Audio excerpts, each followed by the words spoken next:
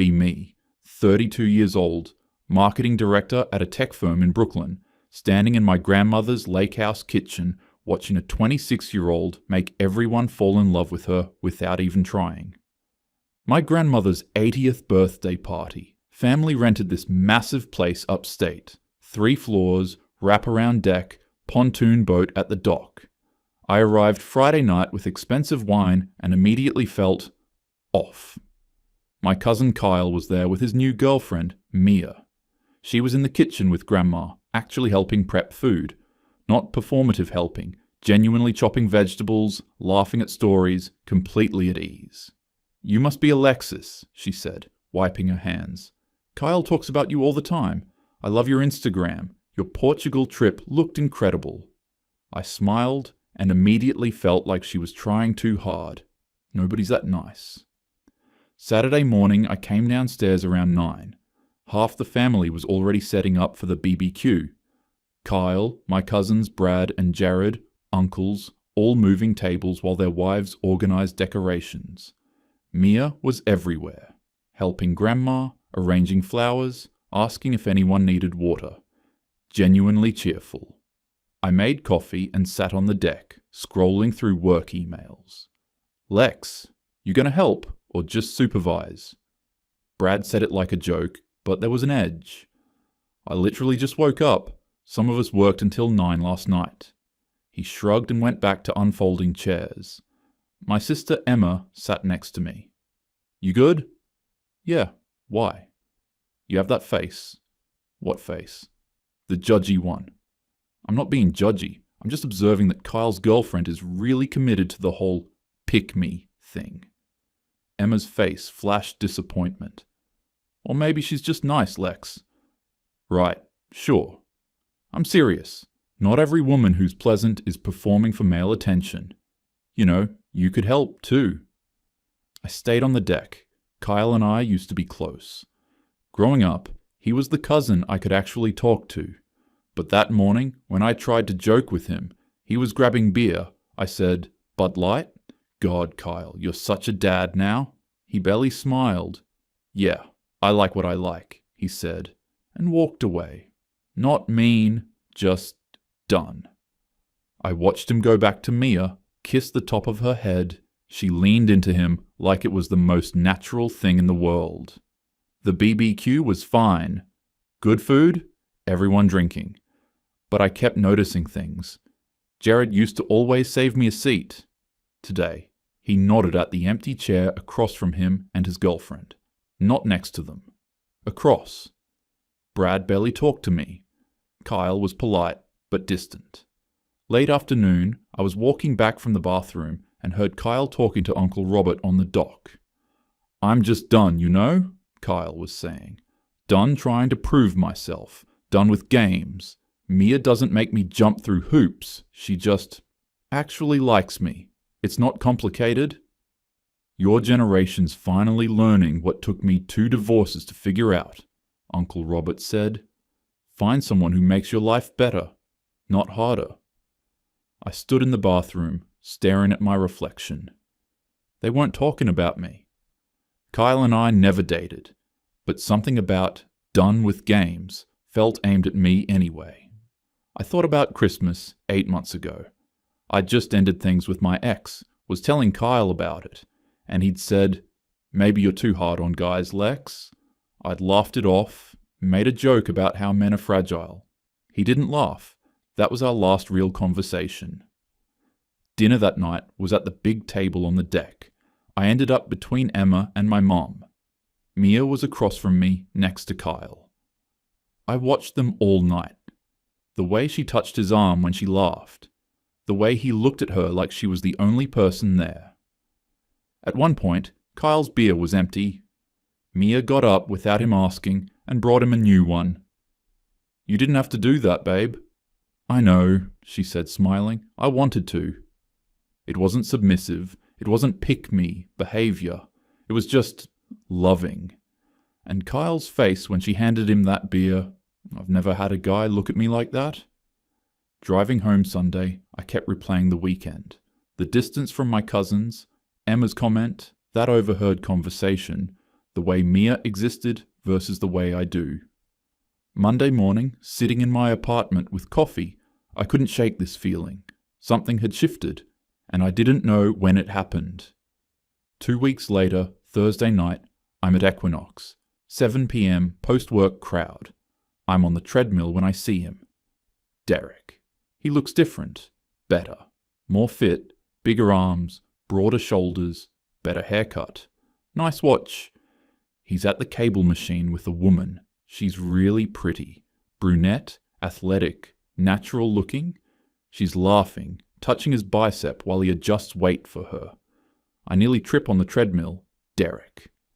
The guy I ghosted 6 months ago because he was boring. We matched on Hinge last spring. Good job in finance, stable, had his life together. We got drinks, dinner, coffee. He was nice, genuinely nice, texted consistently, asked thoughtful questions. But he was too eager, too available, too easy. After our third date, he texted asking when I was free. I left him on red for 4 days. Then posted Instagram stories from a club, me and my girlfriends, looking hot, clearly having fun without him. He never texted again. I told my friends he couldn't handle a confident woman. Now he's across the gym looking like a magazine ad, and this woman is looking at him like he hung the moon. I slow my treadmill. They're doing partner workouts. Easy conversation, lots of laughing. She finishes her set. He high-fives her, pulls her in for a quick kiss. Not performative, just casual, affectionate. They move to the water fountain. I hop off the treadmill, walk over like I'm just getting water. Oh my God, Derek. He turns. Polite recognition. Not excited, not nervous, just polite. Hey, Alexis. How have you been? It's been forever. We should catch up sometime. His face doesn't change. I'm good, but thanks. Take care, Alexis. He puts his hand on her lower back, and they leave. That's it. No, how have you been? No, yeah, maybe. Just a clean dismissal. She didn't even register me as a threat. That's what stings most. I finish my workout on autopilot, shower, go home. Pour wine and tell myself I'm not bothered. Then I open Instagram, find his profile. It's public, so many photos of them. Machu Picchu 2 months ago, fancy restaurant, Tulum Beach, sunset. Hiking last weekend, caption, life's better when someone actually wants to be on your team. Comments from his friends, she's a keeper, man, finally found your person, upgrade, complete. I scroll back to right after we stopped talking, solo gym photo, new chapter, better version. 1 month later, she appears. I click on her profile. Physical therapist, runs a practice in Brooklyn. Photos with friends, family, patients. Photos of her and Derek, always candid, genuine. One of him making her breakfast 3 weeks ago. His comment, my girl, simple, easy, real. I go back to Derek's profile one more time. Notice he has a story highlight titled Growth. I click it. Gym progress photos. A screenshot of a quote, choose peace over chemistry. A photo with his guy friends. Caption, surrounded by real ones who want to see me win. I remember, I used to make fun of his self-help phase. Called him cringe for reading relationship books. Rolled my eyes when he tried to talk about emotional intelligence. The realization hits. He didn't just move on. He actively decided I was what he needed to grow away from. He didn't post that hiking caption for me. He's not trying to make me jealous. He doesn't think about me at all. I was a blip. A brief moment he moved past, and he found someone better without even trying to prove anything. I think about my last text, 4 days after our date, after leaving him on red. Hey, sorry, been busy? Still down to hang? He never responded. At the time, I thought he was being petty. Now I realize he was just done. I'm alone, analyzing his social media while he's out there living his life with a woman who makes everything easy. The word easy keeps echoing.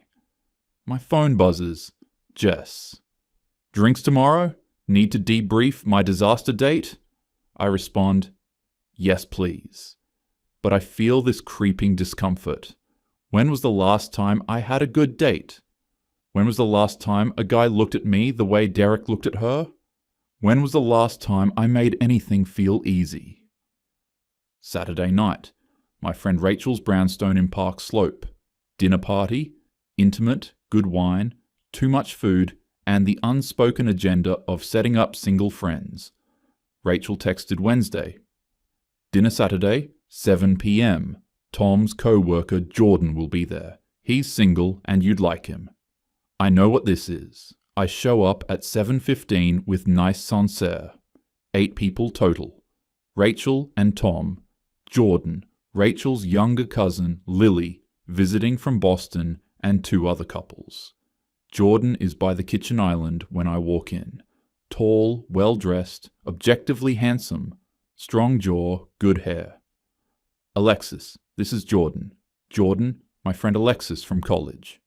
We shake hands, firm grip, warm smile, eye contact. Rachel seats me next to Jordan. Lily's across from us. 25, grad student, fresh-faced energy. Dinner starts. Jordan mentions he's a data engineer, coaches youth basketball, into rock climbing. I'm in my usual mode, witty, challenging, testing. Youth basketball? Oh, that's sweet. Trying to relive your glory days? Jordan doesn't miss a beat. Nah, just like working with kids. Keeps me grounded. Turns to Tom about something else. Not defensive, just unaffected. I try again when he mentions a work project optimizing data for retail. So you're basically just making rich companies richer? Jordan sips wine. That's one way to look at it. I focus on the problem-solving aspect. Asks another guy about non-profit work. Conversation moves on. I threw a punch and he just stepped aside. Later, I mention my ex. My last boyfriend was intimidated by successful women. Couldn't handle that I out-earned him? Jordan looks at me. Really looks. Or maybe he just wanted peace. The table goes quiet. What's that supposed to mean? Just that not everything is about money or success. Sometimes people just want to feel good around each other. Then to Lily. What's your thesis on again? Lily lights up, explains her public health research. Jordan asks great follow-up questions, compliments her methodology. I watch him with her. Warm, engaged, leaning in when she talks. When she laughs, he smiles like he's genuinely enjoying her. Later, Jordan helps Rachel clear plates without being asked. Thanks, Tom, for the wine, asks one of the wives about her new job. With everyone else, he's easy and pleasant. With me, he's cordial, polite, but no warmth. I notice his body language. When Lily talks, he turns his whole body toward her, puts his phone face down, laughs with his whole chest. When I talk, he maintains eye contact, but his body angles slightly away. His responses are polite, but his energy is closed off. Physically present, but emotionally checked out. It's the difference between someone who wants to connect and someone who's just being polite until they can leave.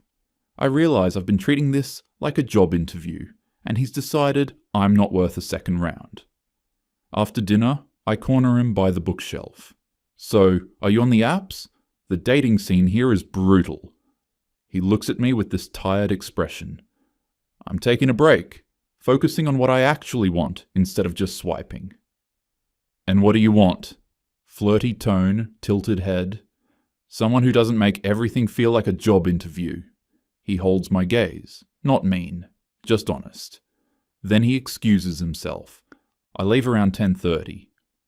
Monday morning, Rachel texts. So, Jordan specifically asked me not to set him up with anyone from our circle.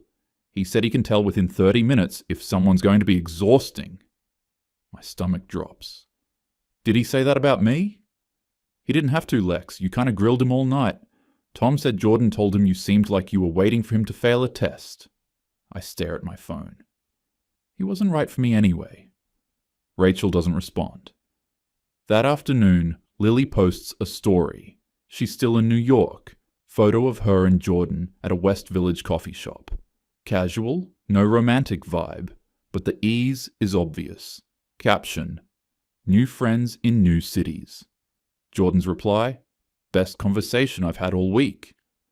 I close Instagram. Jordan wasn't intimidated, he wasn't threatened, he just wasn't interested in dealing with me. And I can't even call him wrong. Tuesday afternoon, my therapist's office in Midtown. Dr. Martinez's space. Neutral colors, comfortable couch, abstract art. I've been seeing her for a year. She's good. But today, I'm venting and she's giving me a look I don't like. I don't understand. These guys act interested, then the second I show personality, they're out. Derek found someone basic. Jordan told my friend, I'm exhausting. My cousins are distant. It's like men can't handle strong women anymore. Dr. Martinez nods slowly. Pauses.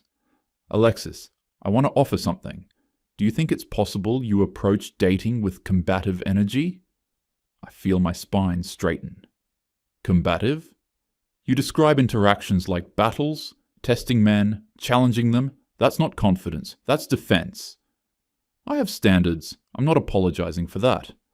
Standards are healthy, but there's a difference between standards and constant testing. What are you testing for? I need to know they won't fold, that they can match my energy. But matching your energy means tolerating disrespect disguised as banter.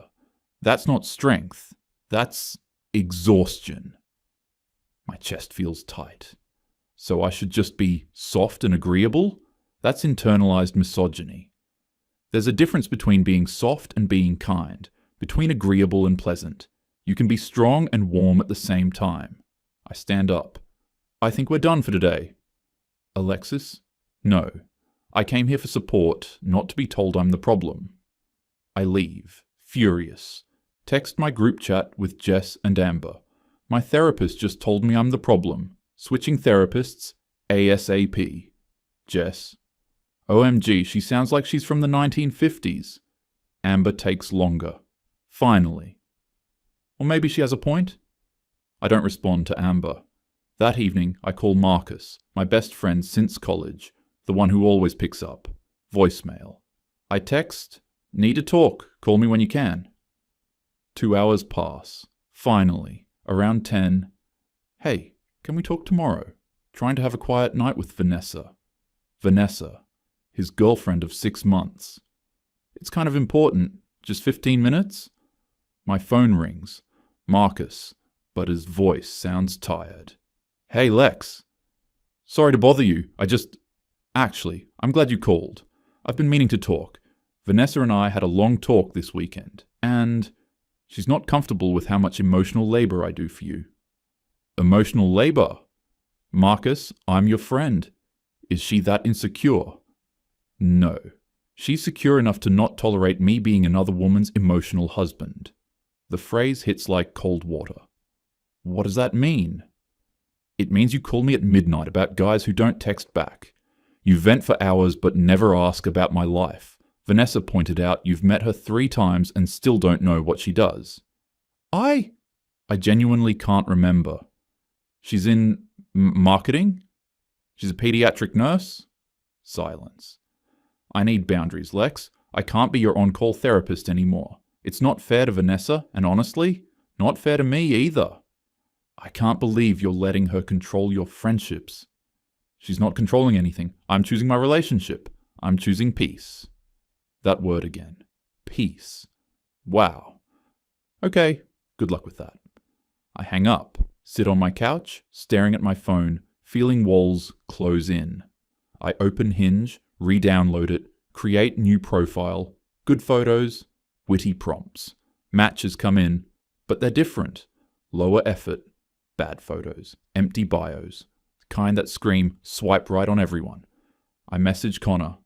34, lawyer, looks good on paper.